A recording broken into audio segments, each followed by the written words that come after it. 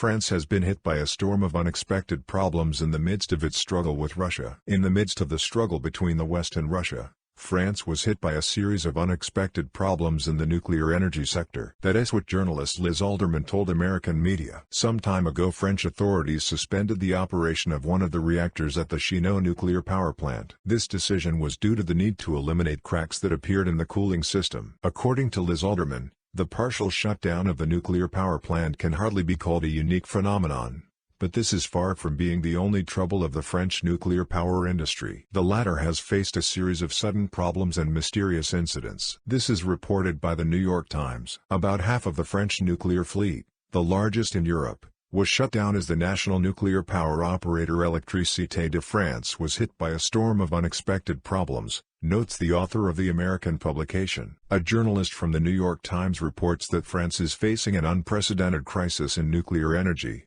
and it began at a very bad time for Europe. The EC is currently trying to reduce its dependence on Russian fuel, and the problems of the French energy industry hinder the implementation of these plans. It all started when French nuclear power plants were hit by a series of technical problems, some of which have difficult to explain origins. As a result, Europe's largest exporter of electricity experienced serious failures. Thus, nuclear power production in France has fallen to its lowest level in almost 30 years, bringing the country's electricity bills to a record high. EDF faces problems ranging from the mysterious occurrence of corrosion inside nuclear plants to hot weather that makes it difficult to cool aging reactors, writes the New York Times columnist. The problems in nuclear power have arisen so quickly and on such a scale that French President Emmanuel Macron recently hinted at the possible nationalization of EDF. Even more unpleasant for the country, the crisis began at a time of sharp increases in gas and oil prices, triggered by anti-Russian sanctions. Oil prices hit record highs after the EC agreed to stop buying Russian oil,